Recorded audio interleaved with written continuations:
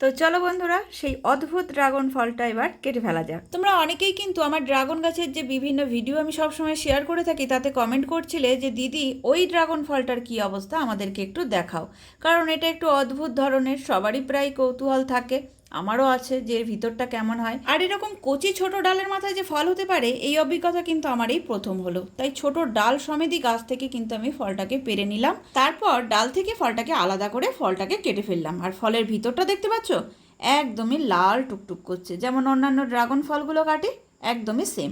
শুধু আলাদা বলতে এই বোটার কাছে দেখো একটা সাদা অংশ আছে, যেটা ডাল আর ফলকে মাঝখান থেকে একটা পার্টিশন দিয়েছে বলতে পারো। যেহেতু একটু অদ্ভুতভাবে এই ড্রাগন ফলটা হয়েছে, সেহেতু একটু অদ্ভুত ব্যাপার স্যাপার তো হবেই, তাই না বলো?